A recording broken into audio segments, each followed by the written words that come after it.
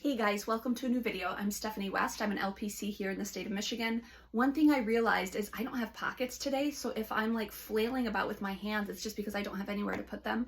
So I might gesticulate quite a bit or touch my face apparently. I wanted to share a topic today that it comes up in therapy often. And that is that we have our own patterns and our own processes for dealing with emotions when they show up.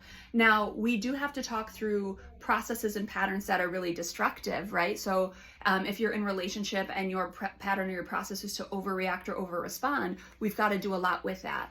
But one of the ways to really work through this with clients is the self-compassion piece of when I go through a big emotion, it will be what it will be, or I am who I am, and not trying to suppress it or not trying to repress it and make sure that you don't feel the feelings. So one of the anecdotes I will illustrate this with clients is on Mondays, I spend my first part of the day at our Grand Rapids office, and then I have about a half an hour commute, and I spend the second half of the day at our Granville office. And as I was kind of leaving, probably about 6 or 7 weeks ago, I experienced something where I felt a lot of disappointment. And so I'm driving to Granville, and the entire time I'm kind of ruminating on things, and the sense of disappointment is just sitting there with me. So I know that I have to see clients in an hour, and I know that it's my responsibility to deal with the fact that I have disappointment. So I don't sit there and pretend I'm not disappointed. I don't, lash out at people. I have to come up with strategies that work. And what's nice is I understand my process. My process when I'm disappointed is to get caught up in my feelings, then I need to kind of process through them, and then I need to let them settle. So what happened for me was I came to the office here, and I ended up writing for my blog, which I wrote specifically about emotions. You could probably go back about 6 or 7 weeks and find the specific article, because I was just in my feels and I was kind of just writing from a raw place. Then I created a YouTube video, and you could probably go back 6 or 7 weeks and find me looking very somber and very kind of not haggard, but I just looked kind of like I was in a little bit of a low. And that's because my second strategy was to talk through my emotions and to share content, which helps me process. The third thing I did was I sat in the office here and I cried for about 10 minutes. And then the fourth thing I did was I turned on some music and I just started moving around. And for me, that's kind of the upswing. So the downswing is kind of sit with it, let the emotions kind of have their voice. Then I'm going to cry and have kind of the cathartic release. And then I'm going to do something that kind of peps me back up. And within about 45 to 50 minutes, I was fine and I was ready to go and ready to have my next session.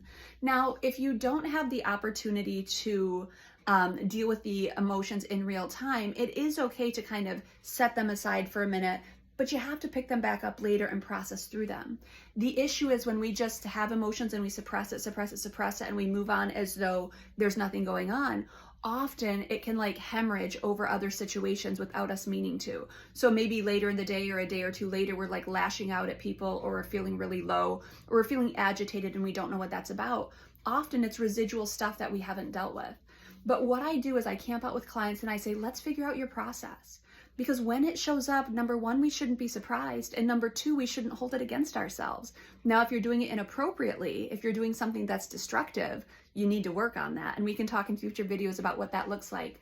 But I'm sitting with I'm sitting with a new client who is a mother earlier this week. And as her kids are going to school in the fall, she's just really ramped up right now. She's feeling a lot of anxiety. And I said to her, tell me about when new things happen in your life. So when you started a new job, when you moved to a new house, do you tend to get nervous? And she's like, I do. I get nervous. I overthink everything.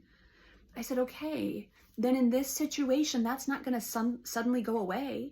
You're going to overthink this, and you're going to be uncomfortable with it, and you're going to experience big emotions. So what do we do when those big emotions show up?